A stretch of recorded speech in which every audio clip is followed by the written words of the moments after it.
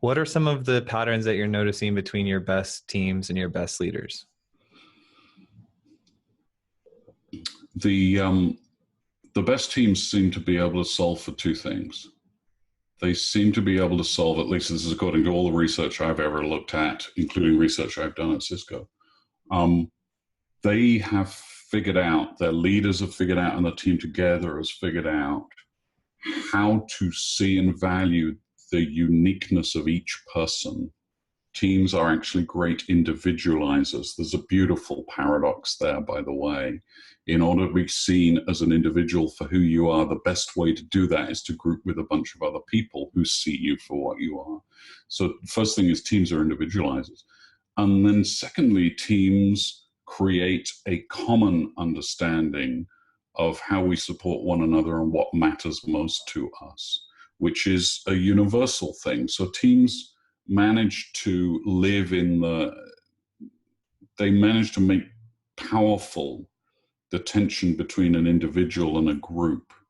They manage to make that not friction, but amplification. They manage to make that something where individuals can thrive because the team thrives, and the team thrives because individuals thrive. And the best leaders know they have a role to play in that it's a significant role, and that it's not an exhaustive role. In other words, the team has to solve certain things for itself, and the leader can help, but the leader can't get people all the way there by themselves. Starting to remind me of the conductor, right? You can't play all the instruments, right? Yeah. Yeah, and you know, the thing that I learned conducting a symphony orchestra, I mean, the thing that's sort of glaringly obvious, if you think about it for a second, is the product of the orchestra is sound, and the conductor is the one person who doesn't make any by definition.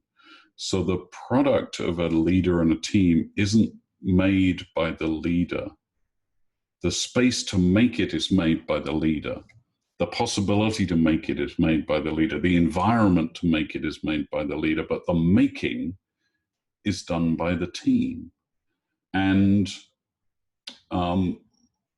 there's a moment in conducting at the beginning of a piece where you stand, either in rehearsal or in performance, you stand in front of the orchestra and you give the downbeat. And of course, at the bottom of the downbeat, you don't actually know for sure that anything is going to happen. And, you know, they might all not play. Now you've practiced it and there's a sort of general agreement that you're going to do this and they're going to play. But it reminds you in that nanosecond that the doing of the work isn't the leader. The doing of the work is the team. The making of the space for the work is the leader. And I think you can translate that all the way through to what we know about teams at work. The leader can certainly give attention to each team member to what it is that's unique about them. The leader can certainly bring the team together and say, let's make sure we understand what we're confronting together. Let's make sure we talk about what matters to us. Let's make sure we have a conversation about excellence. Let's make sure that we support one another. But the team leader can't actually do any of that. They can frame it and emphasize it and point to it, but then it's for the others to do it or not.